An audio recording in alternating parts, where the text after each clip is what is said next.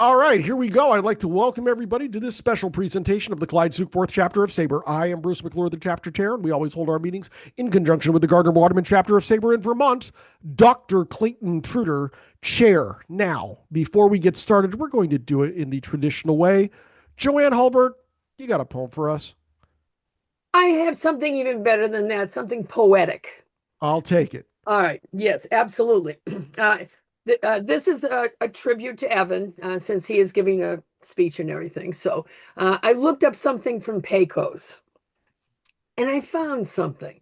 Now, the thing is that the newspapers way down then at that time were not very poetic. They didn't have a lot of poems in it of any kind at all. And it was news of a different type. For instance, on the same page as this poetic bit that I found, one of the other headlines was beats wife over head with an axe. So in other words, this is not a very poetical group down there. I know Pecos sounds like it's really rough. And maybe Evan can tell us about that during his description of his time down there. So I hope things have improved since 1930. This is from 1930. The title is Pecos slams out 10-1 victory over Valley Rattlers. The Pecos baseball team closed their 1930 season in a blaze of glory Saturday by slapping a 10-1 drubbing on the Pecos Valley Rattlers before a noisy crowd at the Barstow Field. I don't know if that's the same field he's been playing on. Ralph Rowden attended to the pitching duties for Pecos, and Troy Hicks was behind the plate. Cross started out on the hillock for the Rattlers, but faded away in the fifth inning under a barrage of hits by the Pecos batters. Cogdell went in for him in that stanza, I guess that's the inning, and fared no better. Harris caught for the Rattlers. Milt Wadley, manager of the team, said that this season was an improvement over past years in the way of finances and that the club is already laying great plans for next season. Construction of a permanent baseball park is one of the projects on the slate for 1931. The team certainly provided some entertainment for Pecos sports lovers this year and was a valuable asset to the city. The American Legion, who sponsors the organization, deserves credit for keeping the team in line. So let's see what Evan has to say about him. Okay. You know what? We're going to get to Evan in just a minute with his presentation, but I want to talk to you guys just a second. Sabre has been alerted to a email phishing scam sent to some members in recent weeks. These emails may appear to be from your chapter leader or a Sabre staff or board member asking for assistance, personal information, or to complete an urgent financial transaction, such as the purchase of a gift card. Indications of scam emails include bogus from email addresses instead of a sender's address that you know and trust, and grammatically incorrect sentences and or phrases. If you receive a suspicious message, please exercise email security best practices by not clicking on any links or opening any attachments, and closely scrutinizing the address of the questionable email sender. Please delete any scam emails immediately. If you have any questions, email me directly. I will only communicate to you from this address, bruce@brucemcclurenh.com. And now, on with our feature presentation. At 61, he made his professional baseball debut. At 67, he became one of the oldest pitchers to start a minor league baseball game. At 69, he became a professional scout and coach, helping a second-year team to the playoffs. And then, after all of that, hey, he became a podcaster and ardent promoter of the Pecos League, lovingly referred to as baseball's last frontier. It's a powerful story of perseverance, reinvention, and proving that it's never too late to chase a dream. Sabre member Evan Katz grew up in Brookline, Massachusetts, 2 miles from Fenway Park. He was the bullpen coach for the North Platte 80s in 2024, and for 2 years was the co-host of Baseball's Last Frontier, Stories from the Pecos League. The name of his website, Baseball by the Sea, was inspired by the baseball field located on a narrow strip of land in Nahant, Massachusetts, between Lynn Harbor and the west, and Nahant Bay and the Atlantic Ocean to the east, where he began doing baseball workouts about 12 miles north of Boston when his family moved to Swampscott in 2015. Evan Katz, welcome back to Northern New England, my guy. How you doing?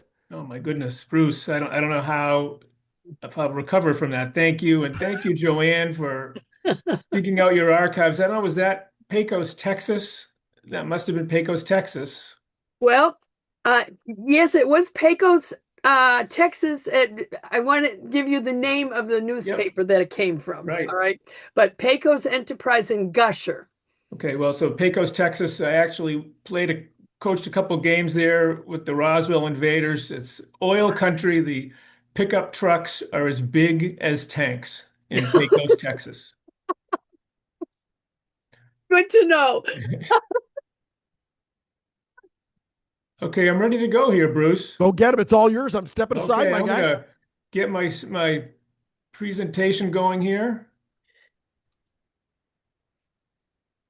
And hold on. There it is. Oh, come on. Hold on here. Got to get that. Yep. Here we are.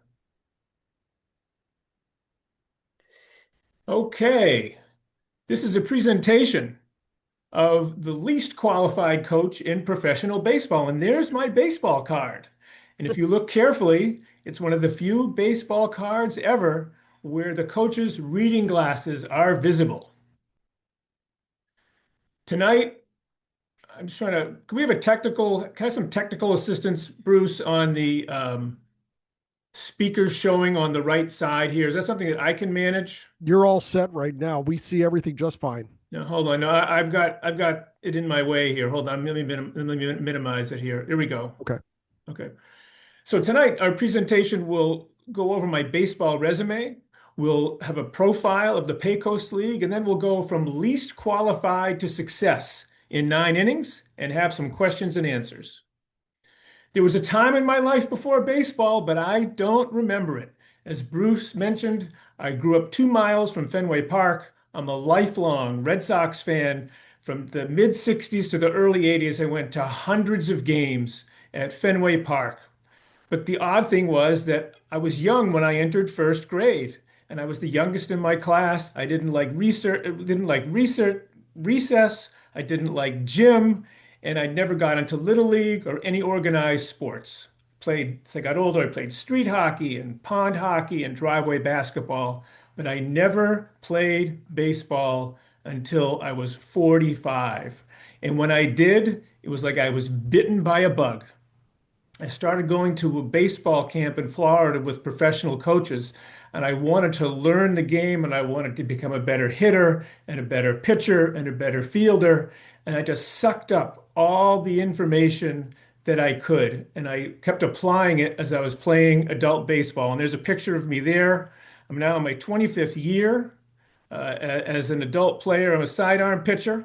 So you can see there it's almost submarine. If we had a video, you would see that. But I'm a sidearm pitcher, which is deceptive, as you know, and that's helped add to my long career.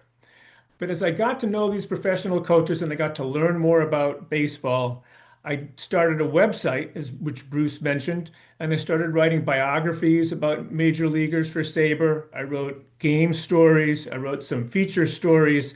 And the more I learned about baseball, the more I wanted to immerse myself. For me, it wasn't quite enough to be playing. So when I was 60 in 2016 at the baseball camp, I talked to a couple of coaches and I said, do you think I could find a minor league team that would let me play for a day? And it took me a year and a half. I finally connected with Andrew Dunn, the commissioner of the Pecos League. He founded the Pecos League. And he said, sure. And he assigned me to the White Sands pupfish. And the pupfish is a real fish, by the way, in Alamogordo, New Mexico. I pitched to two batters. One scored. And as you all know, when a batter scores and the pitcher doesn't get anybody out, you have an ERA of infinity. Well, it was a point of pride for a while that I played professional baseball, and my friends thought it was cool. My family thought it was cool. But after a couple of years, that infinity ERA really began to bother me. So I called Andrew Dunn again. And in 2023, I said, I'd like to get my ERA down from infinity. Can I pitch for the Pecos League again? And he said, sure. And he assigned me to the Austin Weirdos. It's a real team. They were based in Austin at the beginning of the year, but they lost their home field because the Texas sun burned it out. So they became an all-road team. By the time I met them in Alpine, Texas, in the end of July, there were only 11 players left. And the night before, they had driven from Blackwell, Oklahoma, after a night game, 700 miles. And the manager was desperate for a starting pitcher. And when we were texting during the day, I said, I'm ready to go. And he texted me back and he said, you're starting tonight. So here I am, 67 years old. I pitched against the Alpine Cowboys. That lineup, by the way, had an OPS of over 1,000. And I held them to 13 runs in 4 innings. And I got my ERA down to 29.25. But I've been just bitten by the Pecos League bug. The players were so supportive. It was independent baseball where guys are trying to live out their dreams. And I asked the commissioner after the season if he thought I could coach in the Pecos League. And he said yes. And in the meantime, I had been coaching at Manchester Essex High School, not too far from here in Swampscott, north of Boston. Manchester Essex is a little bit up the road. I'd been coaching there for 3 years. I had 3 years of high school experience as a coach. And the commissioner said, sure, you can coach. Coaches don't make any money in the Pecos League, and as many coaches as they can get, they'll take. So I was assigned to the Roswell Invaders. I actually coached there. I was pitching coach for 5 games. I had to come home due to a family illness. And so my dream of helping to build a team and support the team and get through the season just didn't quite come together that year. However, that summer in 2024, I connected with Todd Everleth. I had met Todd before the 2024 season. He's a coach at Plattsburgh State in New York, and I helped him get a managerial job with the North Platte 80s, the new team in the Pecos League in 2024. So after I'd left Roswell and come home and tended to family business, I went out and met Todd in North Platte. We hit it off, and I said, can I help you coach in 2025? And he said yes. So we started working together, and in 2025, I became a coach with the North Platte 80s of the Pecos League. Here's a little bit more about the Pecos League. It's independent minor league baseball. The analogy that I use is if baseball is a pyramid, the major leagues are at the top. The affiliated minor leagues that are connected to the major league teams are below that. Then below that level is independent baseball. There's a number of independent leagues that feed the upper levels. And at the foundation of that pyramid is the Pecos League. It's really the first stop in independent baseball for players who want to see how far they can go, or for players who are trying to work their way up. And in 2011, Andrew Dunn founded the league, and there were 6 teams in the Pecos River Valley, which runs from New Mexico to Texas. Here's a map of the Pecos League, and you can see at the top is North Platte. To the east is Kansas City, where we played a game in Satchel Paige Stadium. To the southwest is Iola, Kansas, where we played at Allen Community College. And then further west is Garden City, and then Trinidad, Colorado, on the New Mexico border. Blackwell, Oklahoma is in there. That comprises the northern division of the Mountain Division. Those 5 teams pretty much played each other. And then the teams in the southern division in Texas, New Mexico, and Arizona, they play each other as well. And then in the far west is the Pacific Division, which is independent during the season, but at the end of the year, The Mountain Division and the Pacific Division champions meet for the Pecos League championship. What makes the Pecos League distinctive? Small fields and high altitudes. The baseball really flies. Teams score about 10 runs a game each, which is about double what you see in Major League Baseball. There's a 54 game schedule that runs from late May to the end of July. Most of the players have left college recently. Some are players coming from higher levels of independent baseball, like the American Association or the Pioneer League or the Frontier League, and sometimes from the Atlantic League, they come down to play in the Pecos League. And also former minor league players that have had their contracts released, usually younger players, are trying to hang on in professional baseball, and they come to the Pecos League. 9 Pecos League players have reached Major League Baseball. Interestingly enough, they've all been pitchers. Finances and logistics. Most players live with host families. The season salary is usually less than $1,000. Now, we're not talking $1,000 a month. We're talking $1,000 a season. And that's what the players get for many of the teams. Road travel for most teams is by personal vehicle. For the 80s last year, we drove about 6,300 miles between those cities you saw on the map there. The median segment is about 380 miles. That's like driving from here to Buffalo for a series. And there's a little less traffic out there, but the mileage still piles up. Here's a travelogue in the upper left. That is Kansas. That's what it looks like. Sometimes there's cows off in the distance as well, but pretty much it is as flat as that. We saw a lot of Kansas driving east to west and north to south. In the lower left, if you can see, I've circled the thermometer on the dashboard of my car. It does say 104 degrees. It is hot in the Midwest in the summer. And the sun also stays up very late in the western portion of the central time zone. So the sun doesn't set sometimes in the early part of the season until 9:30, quarter to 10 at night. In the upper right is Iola, Kansas, one of the prettier towns we visited. And in the lower right is Todd Everleft's red truck. We drove around together in that truck during the season. It was in that truck that the phrase least qualified coach in professional baseball was coined. We were driving in one of those long segments one day, and I was thinking about all the coaches in professional baseball, major league coaches, minor league coaches, how much experience they've had. They'd all played baseball in high school and college. And I said to Todd, I'm thinking here, I could be the least qualified coach in professional baseball. And he looked over at me and smiled, and we talked about it for a little bit more. But that's where the term least qualified coach in professional baseball came from. Some other pictures. This is Central Park in Trinidad, Colorado, home of the Trinidad Triggers. That's Fisher's Peak up there, about 9,000 feet off in the distance. A really beautiful setting, one of the long-standing Pecos League franchises, and has been very successful over the course of the years. Fort Marcy Ball Field. Fort Marcy dates back to the mid-1800s as a fort in the territory of New Mexico, if it was even a territory at that time.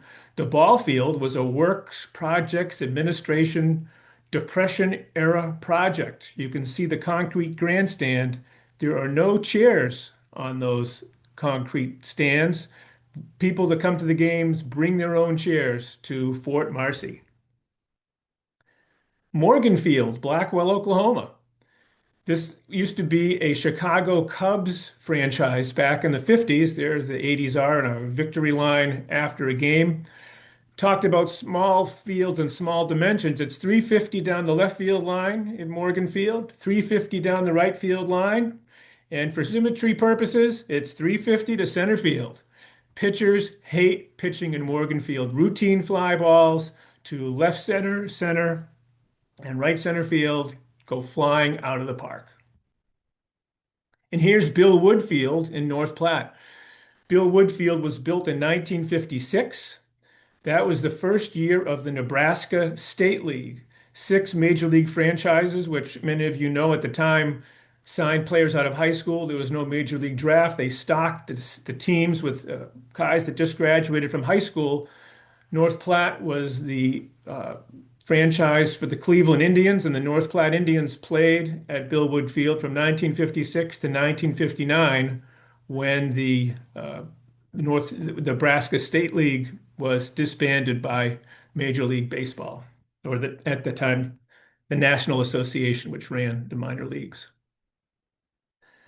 Of course, you're probably wondering why the 80s. Well, it's Interstate 80, as many of you know, runs from New Jersey to San Francisco in California, I believe, or close to it.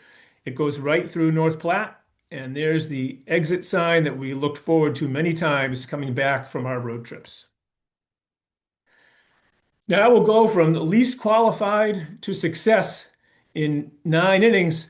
This is a little bit like Ted Lasso, but probably going to have fewer laughs. And there's a typical scoreboard from the Pecos League. I think we were behind that game 12-4 in the 6th inning. And you need 8 runs we needed 8 runs to overcome the other team. It wasn't that hard. We ended up in the Pecos League, runs are easy to come by, defenses can be shoddy, lots of walks, and we came back from a 12-4 deficit to win that game 14-12. First pitch, here are my season goals. Help build the 80s with recruiting and player evaluation. Support the players in the team and complete a successful season. First inning, scouting and recruiting. How do you become a professional scout? Well, you update your LinkedIn page to say that you're a scout. And then when you go to college baseball games, you say, I'm scouting for the Pecos League. I went to Northeastern, a Division I school, when I was recruiting in 2024. I had made paper flyers to leave behind while I was at the game. I actually went out to the bullpen and started passing out the flyers to pitchers out there to see if they wanted to come pitch in the Pecos League. But you just say you're a professional scout, and you are a professional scout. And there I am in the upper right there with Vance Serrano. He pitched for Fisher College in Boston. They played at Frazier Field in Lynn, which isn't too far from my house. I would look to see who was playing at Frazier Field when Fisher was there. Vance was one of their better pitchers. I saw him pitch against a nationally ranked team.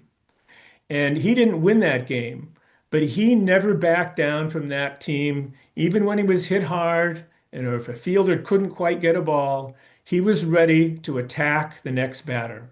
And he had a solid record. And I said, this is the kind of guy we need in the Pecos League because the pitchers need to be tough. And he was a tough pitcher, and he helped us out when he joined us last summer. In the lower right is Ivan Santos from the Bronx, New York. Actually found him on LinkedIn through a mutual connection. So before the 2025 season, what we would do is follow players' progressions in terms of what their batting average was, if they were playing very much. And Ivan started the season as the starting second baseman for his college. And then as we kept looking at his game logs, he was playing less and less. His average was going down, and it looked like he lost his starting job as a senior. And I thought, oh boy, what is going to be the situation with Ivan when he comes out to North Platte?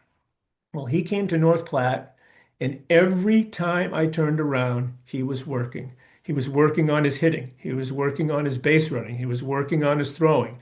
He was cajoling his teammates to do drills. This kid worked all the time.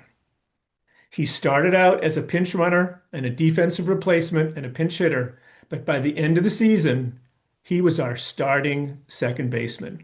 So when you scout and you recruit, you're not just looking at the numbers, you're looking at the person. And the other thing that's important about scouting and recruiting is that through the work that I did preparing for the 2025 season, I recruited over half of the non-returning players to the 80s. And what that meant was I had an established relationship with the players when they arrived at camp and during the season, and it helped build a good connection faster. And also, if there were bumps in the road, or if there were communication issues, or there were tough topics, I had that relationship to fall back on to make things work well. Second inning, be yourself. Preseason is for coaches too. We had a few days of practice before the season started, and there I am. I had originally talked to Todd about being the bench coach. And after a day or so, we realized probably more appropriate with my work as a coach from high school as working with the pitchers and myself being a pitcher, it might be better for me to be a bullpen coach. And I thought that made sense. And so we made that decision in the early days. And I'm working with the pitchers, and we had bunting drills. And I didn't mention this earlier, but there's no DH in the Pecos League, only one of two leagues in the world, I believe, that doesn't have a DH. And I gave some instruction to a couple of the pitchers that upon reflection was probably not 100% accurate. And then later on, we had a scrimmage, and there was a pitcher who I gave some feedback to. And as I thought about it later, I said, I think he probably already knew that. And so as Todd and I were reflecting on the day and the week of practice, he said, Evan, I think it might be a good idea if you met with the pitchers and if they haven't figured it out already, let them know what your background really is, that you have a non-traditional baseball coaching background. So you're going to bring whatever you can, but what you're going to do is really help them in whatever way you can as the season progresses. And I met with them and we talked for a few minutes. I explained to them why I was there, that I wanted to support them and I wanted to have a successful season and I wanted to learn and I wanted to help them with their pitching in whatever way I can. And I looked around the circle when we were talking. The players were looking at me and they were nodding their heads, and I checked in with a couple afterwards and they were comfortable with it. And so what happened was, by letting them know where I was coming from, it was basically the truth was setting me free. And there I am. You see that arrow? There's a conga line there. We had come back from a long road trip, and that was a fundraiser that we were having, and the players were up there dancing, and I was actually in the audience at the time. And one of the players looked at me and said, Evan, come on up here. And there I joined them in the conga line as we were dancing, raising money for the 80s. And I think what that really did is it began to help everybody relax. I was more relaxed. They were more relaxed. And that created an environment, I think, that was much more positive than it would have been otherwise. Where to stand and sit. You have to observe, you have to listen, and you have to guide, and you have to do it from the right place. There I am on a bench in the bullpen. I've got a notebook that I keep while I'm watching the games. And when I started out, I was sitting right in that spot in the first few games at Bill Wood Field. And I sat there, of course, because it was closest to home plate. I'm a baseball fan. You want to be as close to home plate as you can. But I began to realize the pitchers are to my left. And behind them, further down the line, is the bullpen. I said, this isn't going to work. I can't have the pitchers to my left and the bullpen further away. I got to move myself. So I slid down the bench and had the pitchers to my right so I could talk to them more easily, still watch the game, and also be able to keep an eye on the bullpen behind me. And I found myself being in a much better physical location to do what I had to do as a coach, which I also did in the upper right there, where there's batting practice. As many of you know, pitchers shag flies in the outfield during batting practice. And pitchers, I also have to talk to pitchers about game assignments. We have some tasks that they have to do. So I would walk through the outfield during batting practice, talking to the pitchers, talking about their assignments during the game, and also talk to the outfielders. And that way I was able to share the information I needed to share with them. They could ask questions of me, or we could have conversations about baseball, or where they had dinner last night, or what's going on with your host family. It was just a way to connect with the players on the field and be available as a coach. And then in the lower right, playing chess. We got a chess set during the year. That's in the hotel lobby. The hotel lobby is where all the players come and go while we're staying at the hotel before we go to the park. It's a great way to catch up with the player if you need to, or if you're watching TV or someone's reading a book, you can talk about that. It's a way to do some non-baseball stuff. And there I am playing chess with third baseman Aiden Diltz. I think that is in the Sleep Inn in Garden City. Again, building relationships. During the games, it's all about baseball, but before and after, it's much, much more. There's a rainstorm there at Trinidad. We're waiting at that particular game. I'm down the end of the dugout, and John Hamowitz, a catcher from California, comes over to me and he says, Evan, let me ask you, what's that notebook that you keep? And I explained to him that I was tracking the pitches and tracking the game and making notes to talk about with Todd or players after the game. And he said, Evan, I keep a notebook too. I said, really? He said, yeah, it's about my hitting. It's about my swing decisions. I said, no, John, tell me about it. And he says, well, I keep track of my at-bats, whether I swing or not, what kind of pitch it is. And I put down stuff after the game, and then I download videos of the games to fill in the stuff that I missed. And I thought, wow, this is really insightful. Here's a guy who's going an extra step for himself to learn and get the information that he needs to become a better ball player. At that same game, I'm talking to Caleb Copeland, one of the outfielders, and I said, Caleb, what are you going to be doing after the season? And he said, oh, I want to go join the Savannah Bananas. And I said, wow, that'd be great. I said, Caleb, I might be able to help you. It turns out in 2024, I tried to recruit a fellow from Seton Hall. His name is John Luders. He's from Linfield. He's actually riding a unicycle for the Savannah Bananas now. And I knew John, and I was able to get a hold of John. And within about 10 or 15 minutes, I had the name of the recruiting director for the Savannah Bananas for Caleb. And so here's stuff that happened before the game, and it was a way to cement and develop my relationship with the players. And there in the upper right is hacky sack, which I think many people know. There's a little cloth ball that the players have to kick with their legs or feet, keep the ball in the air. They invited me to play one time, and I learned very quickly, never turn down an invitation from the players to do something with them. And so I played hacky sack a few times over the course of the season. And there in the lower left is me and sunflower seeds. I got to tell you, I was so underqualified as a baseball coach. I didn't even know how to choose sunflower seeds. Thanks to John Lugering, one of our lefty pitchers from Georgia, he taught me how to choose sunflower seeds. And there I am with my first bag of sunflower seeds purchased in Trinidad, Colorado. And what that did wasn't so much the chewing and the spitting that I got good at. I could now talk to the players about their favorite sunflower seed flavors. And there on the right is Ray White. Ray, I called Ben a couple of times by mistake.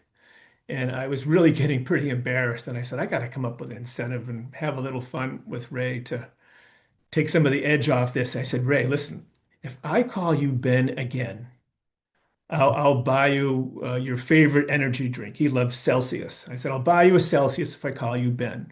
Well, it turns out the fear of having to buy him a Celsius really improved my name recognition. And for a while, nothing happened. But then there was one game late at night, Ray's on the mound, and I'm in the bullpen. And I said, go get him, Ben. I looked around. Nobody saw me. And I said, well, I'm going to have some fun with this. So the next day, I went up to Ray. I said, Ray, I got to confess. I get a self-report. I called you Ben when you were on the mound last night. And he smiled, got a big kick out of it. And I went to Walmart and bought him his Celsius. So you got to figure out ways how to connect with the players over the course of the season. It's just a long, long season. You have to have a hobby. And as Bruce mentioned earlier, we had a podcast together, Baseball's Last Frontier, story from the Pecos League. And here's an amazing angle to this. Bruce and I worked together in 2024 for 12 episodes, 2025 for 12 episodes. That picture in the upper left was taken in September of 2025. That was the first time I had ever met Bruce. We were virtually connected by baseball in so many ways. We developed a connection and an understanding of each other's goals for the podcast. We worked together virtually by phone, text, email, And there's the baseball that I got for Bruce to let him know he was a Hall of Fame podcast co-host. So in the podcast, the format was we would have a light open with some stories.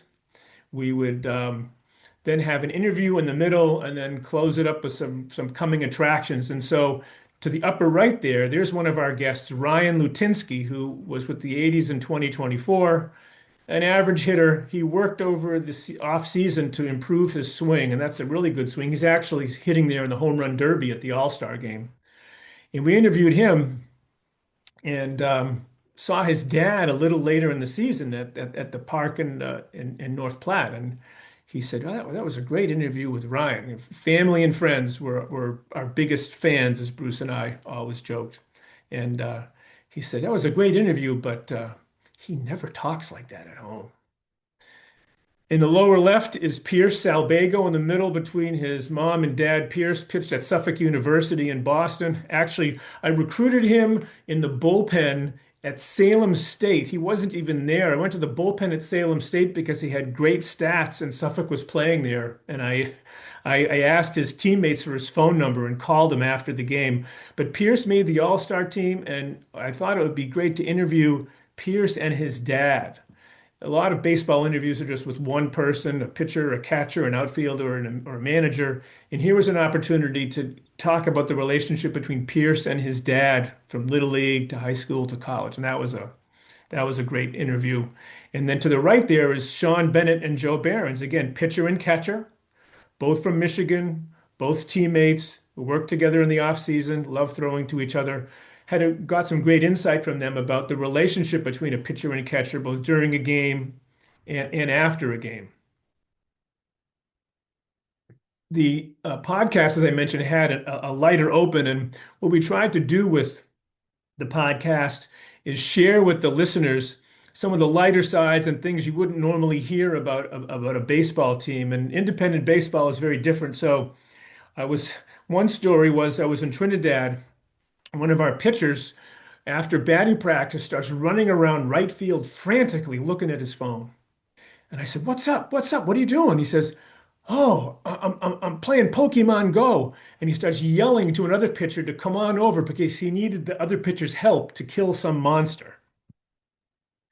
Then another episode, we shared how the pitchers in the 80s bullpen got better at retrieving home run balls. John Hamowitz hit his first professional home run, and the guys in the bullpen were too slow to get out beyond the fence to get the ball before some souvenir hunting kids got it. So we shared with our fans later on how the crew in the bullpen sprinted out when John hit his second home run to get that baseball for him.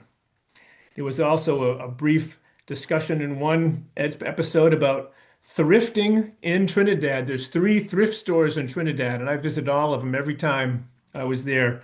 And again, in Trinidad, in the outfield, every game, it seemed, a train would go by, an Amtrak train, pretty much the same time. I got home at the end of one of the games and looked it up and found out that's the Southwest Chief. That's the Amtrak train going from Los Angeles to Chicago, stopping every night in Trinidad at 6:49. And that's the way we wanted to have that to share with our fans. But it was also a really, really good distraction for me because it was a way when I got home from the game to write down notes about the game, write down some funny things that happened that we could share with the listeners. So it was just a way for me to get a different look at the team, and also be able to share with our listeners some of the sides of independent baseball that they might not otherwise hear. You got to be a utility player. You have to help any way you can. Here I am, early in the year. I'm the bullpen coach, probably 4 or 5 games into the season. We're driving in the red truck, and Todd says to me, "Evan, got to let you know, our PA announcer can't make it for a couple of games this weekend. I need you to go up in the booth and announce the lineups for the game." And I'm thinking to myself, oh, this is not a good idea. Here I am trying to learn how to be a professional coach, and Todd wants to send me up into the broadcast booth. So I realized, though, that I needed to do whatever it would take to help the team. And I said, Todd, if it'll help the team, I'll do it. So I went up there, but I decided to have some fun when I was up there. I said, what can I do up here to make this a little bit more interesting for the players and more interesting for the fans? And what I decided to do is in a player's first at bat, I would announce his name in his hometown. And in his second at bat, his name and his college. And it really made the players proud. And it was great for the fans. They got to know the players a little bit better. And I think I did this probably 2 or 3 times, 2 or 3 games at a time. And middle of the season, I think it was after my seventh game, one of our players came up to me and said, Evan, I don't think you should be coming down from the booth. I think we're 6-1 with you up there. So turns out I didn't go back after that, but that was one way to help out. And then that newspaper clipping there, we had to relocate one game early in the year to McCook, Nebraska, about an hour and a half south. Actually, that was another Nebraska State League town.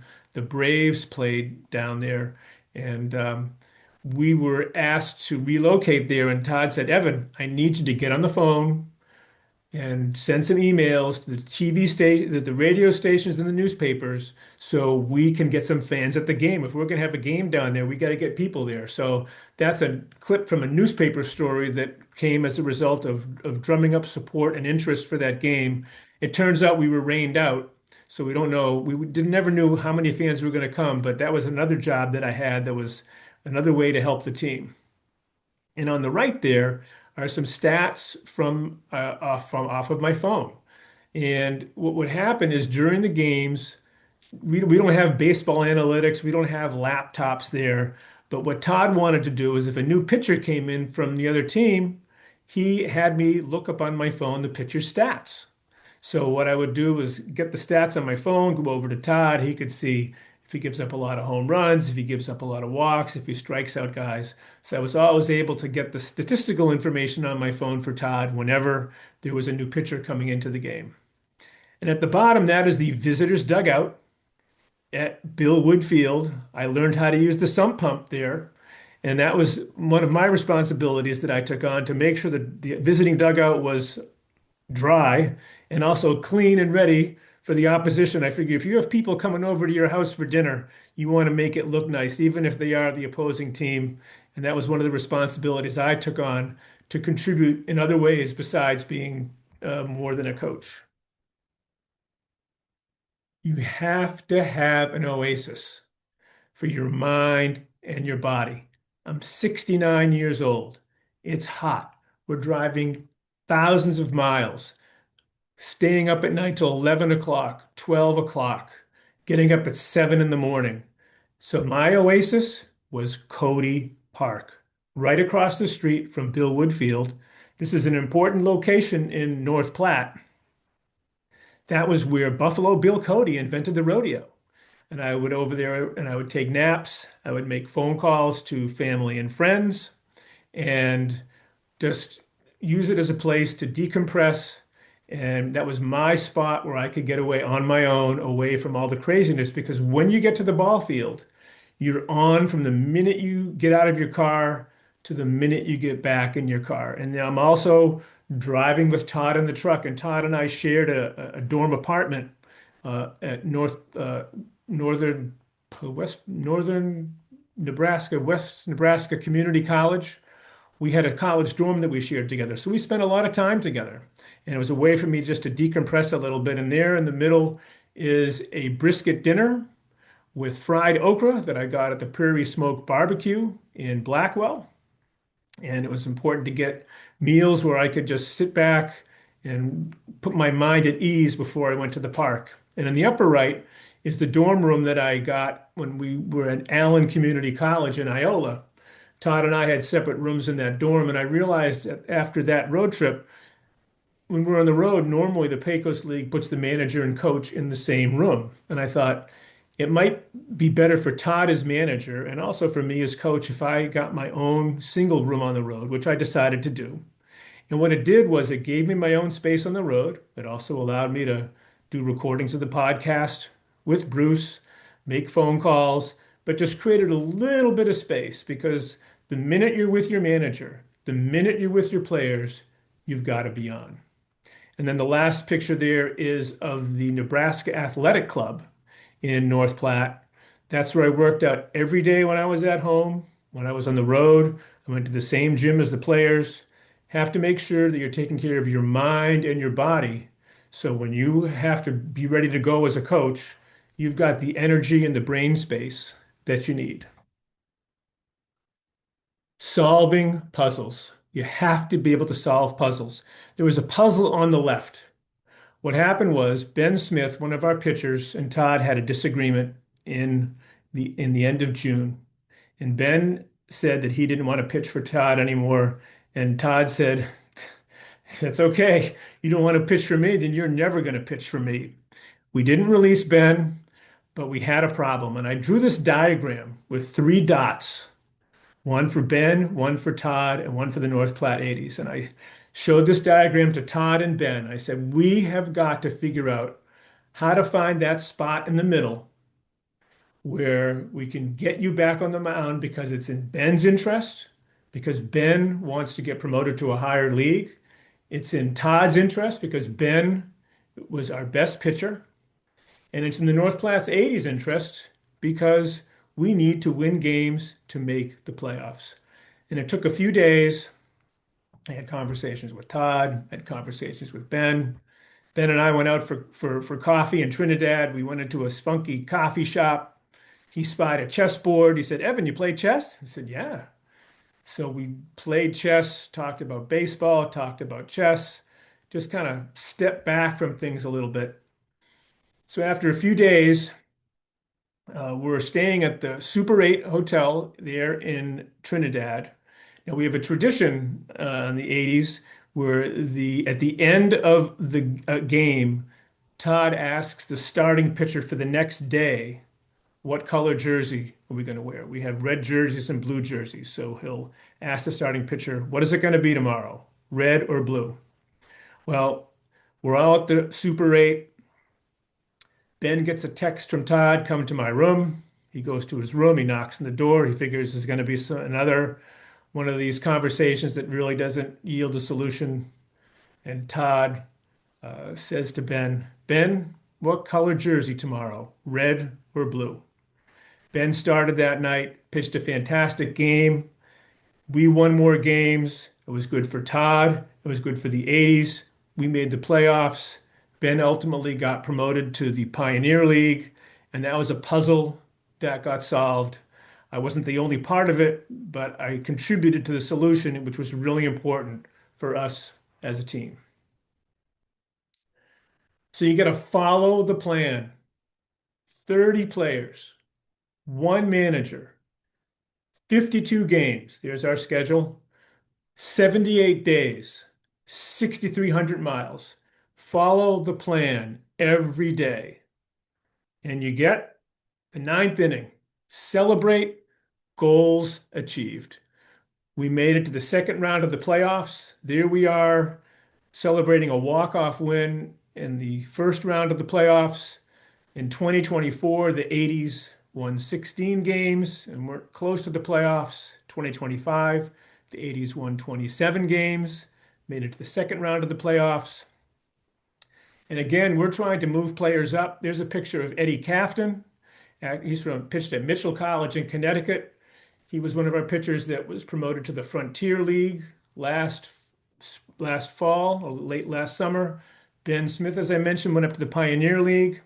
It turns out Ben, along with the other pitcher, Ray White, went to the Frontier League tryouts the other day.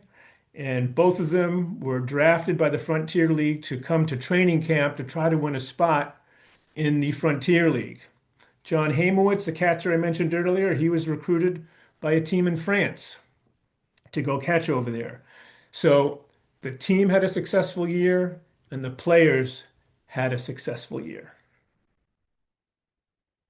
And that's how I went from least qualified to success in 9 innings with the North Platte 80s. And I'd be happy to answer any questions, Bruce. I don't know how we're going to do this exactly.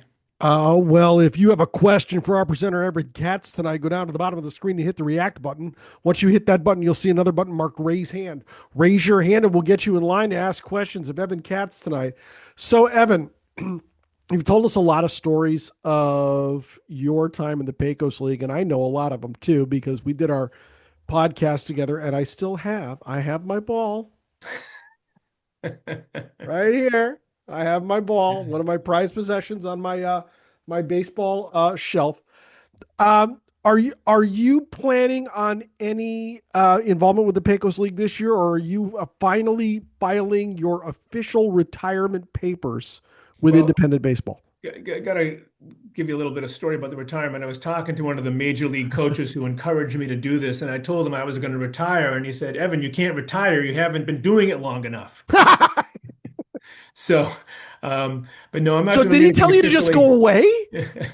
No, I am retired, but I'm still getting contacted from players that I was in touch with last year, and I've got some connections. So I'm helping to place a few players Good. in 2026. But Good. I'm retired and devoting my full-time baseball energies to pitching in a couple of leagues this year.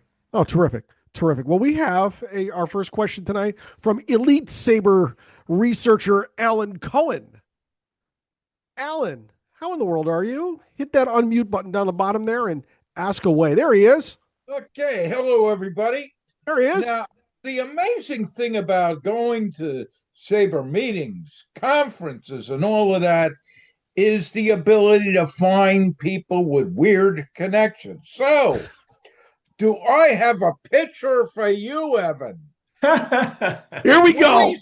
Willie Steele, who is one of the guys who runs the Nine Conference each year in Arizona, did a fantastic presentation on his potential career as a knuckleball pitcher in professional baseball. I think it would be a great connect Willie Steele with the Pecos League when he finishes being a professor in a given season at his college in Tennessee. Well, A great presentation, and also a personal thank you for all the work you have done fact checking for us in the Bio Project. We're approaching 7,000 stories, and we couldn't do it with folks like Evan. well, that's nice of you to say, Alan. No, I've been away from the writing for a little while when I started devoting my energies to the professional side. But Alan, you were great to work with, and I really appreciate that. Appreciate that. Thank you. Alan and I worked together for the Older Britain Rockcats. That was a long time ago, but Alan is still in minor league ball with the Hartford Yard Goats.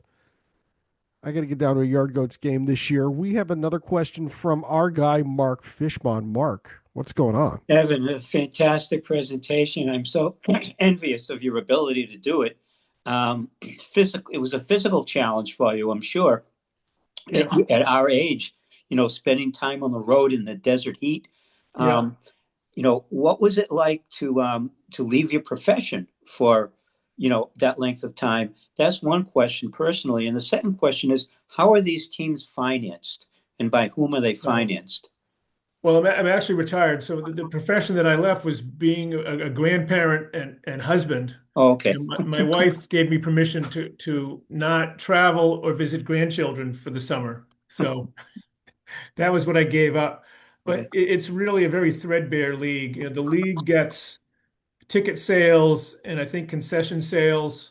The teams are owned by the league. Some are a little more prosperous than others. I think the team in Alpine is a nonprofit, and they've been there for a long time, and they're pretty successful. Yeah. Garden City is pretty successful, but others don't have a lot of resources. The parks aren't is in good shape, so it's spotty. But Andrew Dunn formed the league in 2011, and he is just never lets it die. He's always trying to change things, and somehow, some way, he always finds people whose love of baseball overcomes everything. And they must, thank you. And if I can just throw in one more, they must charge an admission of some kind for people to come and watch the game. Yeah, it's about And if so, $10 to go. like what kind of attendance do they get? Do they get a couple hundred a game? Oh, actually, the median I think is about 180. Okay. So some of the franchises like Tucson gets like 400 or 500 a game. Yeah. We got about 180. Some get less. So there's just not a lot of money. It's fueled by the people who are connected with the love of the game, the players, passions, and the communities. We have host families who are putting kids up in houses. We've got in North Platte, we had a couple of people that had big multi-level houses that had 4 or 5 kids staying there. Wow. So it's really people who just give to their communities and love baseball. So when's the book coming out? Well, it depends. If I was hoping to do some more motivational speaking, if I get fewer opportunities to speak, that means the sooner I'll start writing. Thank you very much. Thanks, Mark. Hey, Mark, you're not the only guy to ask him when the book's coming out. I've already asked him that question. So thank you for backing me up there. I appreciate you. Hey, Tom Emerson, how are you? Hey, Bruce, how are you doing? Doing great, man. How are you? Good, good. Yeah, get 'em. I just love all the Zoom calls you do. They're fantastic. I don't make as many as I like to, but just thanks for all you do. I appreciate you. Thank you. Sure. Evan, that was a great presentation. I love the format that you did, the 9 innings, and it's almost like a lessons in life, a lot of it. So it's good reminders. I'm about the same age, and I was also going to ask you about a book, but that's been covered. But just great format. Did you come up with that on your own? Well, actually, I'm going to tell you the truth. My wife actually came up with that as I was working on it. But I want to say, you've touched on something, Tom, that I think became apparent is that I didn't have a lot of baseball experience, but I had life experience. I was, I had my jobs, had a lot of responsibility for motivating people and talking to people and solving problems. And there's a lot of times I was talking to one player one time, and he said to me, "You're one of the best coaches I've ever had." And I was stunned. I said, "Well, why is that?" And he said, "You tell good stories." Mhm. And it was stuff like that that helped connect with the players. And so it was really just having a little bit of age and experience and enough baseball knowledge, and also having that conversation with the pitchers early in the year. That made a real difference too. And I talked to the other players knew as well. And I think that once that ice was broken, they were just figuring out, because I was somewhat non-traditional, they could also get things from me and learn things from me they might not learn from a traditional baseball coach. Yeah, sure. Yeah, and some of the idea of just striking up, seemingly mundane conversations, you just never know where it's going to go. And the story about the guy who wanted to play with the Savannah Bananas. I mean, we had a situation. We were driving back from Garden City. We had one fellow who wasn't pitching very well, and he was driving by himself in his truck. And Todd said, "Evan, listen, I'd like you to ride back with him from Garden City back to North Platte. And it's a 4-hour ride. And normally when you're a coach, you want to have an opportunity to kind of keep your distance if you need to. Mm-hmm. And if you're in a car with somebody for 4 hours, it's really not possible." And so I was a little nervous about being with the player for 4 hours, not because anything bad was going to happen, but you're talking, you worry a little bit about boundaries and all that. But I had the best conversation with this kid, and he was a pretty perceptive kid as well. So he kind of knew it was a little bit unconventional, but it worked out fine. But it was just a great opportunity. He's a kid from South Carolina. We talked about religion, government, politics, family. And that was a way we connected on that ride. And that took us right through the end of the season in terms of having a really, really strong relationship. Well, that's well. All right, thanks. Bruce, can I just keep the mic here for a second? I just want to recognize somebody here.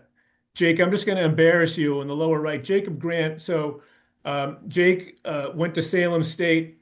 When I was coaching at Manchester Essex, he helped me coach the catchers. He helped contribute. We won the championship in 2022 for Division 4 we had catchers with not one inning of varsity experience. And Jake helped me out with those catchers, and we won the state championship in 2022. But the other thing that Jake did for me was when I went to pitch in Alpine in 2023, I was talking to the coach at Manchester Essex. His name is BJ Weed. He was a minor leaguer with the Angels, and he gave me a chance to coach in high school. And I said to BJ, I'm going to be going down to Alpine, Texas to pitch against these 20-year-olds. And I knew BJ coached a team of 20-year-olds in the North Shore League, and Jake was one of his catchers. And I said, I think I need to get experience pitching against 20-year-olds, don't you? And he said, absolutely. So I had pitched with Jake caught me. I pitched against a bunch of 20-year-olds, 2 2/3 innings, throwing to Jake, and we didn't give up any runs. So I want to say thanks to Jake and give him a shout out for helping me out. Yeah, this is a great event. Appreciate you guys, for putting it on, and always great to kind of hear Evan kind of tell a story. But yeah, we mixed it up that game a lot, and we kept them on their toes and had a few deep fly balls. Fielders made the plays, and it was one of the best memories we've had. Yeah, and I never had an outfield play. I'm used to playing adult baseball. I had a bunch of 20-year-olds in the outfield. They tracked everything down. The range is incredible when they're about 20 years old, isn't it? Yes. And for more information on the Pecos League, go to pecosleague.com. They will open up their season in May. On May 18th, the Pacific Division gets underway with the Austin Weirdos at the Bakersfield Train Robbers. I have it on good information that there will be no train robberies committed during that game. Good stuff. Really good stuff. As usual, Evan Katz brings the heat. This is his second time presenting to us. And once the book comes out, he's already penciled in for number 3. So, because he tells good stories and he's got good stuff, and we appreciate you doing this, Evan. Thank you very much. Oh, absolutely. Thank you, Bruce, for giving me the opportunity. And thanks to the baseball lovers and friends here who have joined me here to hear my story. As I said the other day when I was given a talk, you've heard a lot of my baseball stories, but this one was a little bit different. So thanks for coming out tonight. Good stuff. I had a good time doing the podcast with you as well. I appreciate this. So, and can I do some shameless self-promotion? Do it. Go for it. I mean, it was a little bit weird doing this talking to a computer. My last time I did it, I did with live people in front of me. If anyone is interested, I'd be happy to share my story in person with the presentation as a motivational speech. If anybody knows someone that would like something a little bit different, I'd be happy to share and I can be reached through my website, Baseball by the Sea. That's baseballbythesea.com, right? Something like that. If you put Evan Katz, all you got to do is put Evan Katz Baseball into your browser and you'll find it. If you can't find him, send me an email. I know how to find him. It'll be fine. Hey, speaking of stories, let's do this again Monday night, April 22nd at 7, not April 22nd at 7 p.m. I just blew the date as I usually do. Monday night, April 27th. See, I could have got away with it at 7 p.m. when we're going to have friend of our chapter and baseball's Sabres best and most prolific raconteur, Jack Bales, back with us. And his presentation, The Original Mr. Cub, The Life and Unfortunate Times of Jimmy Wood.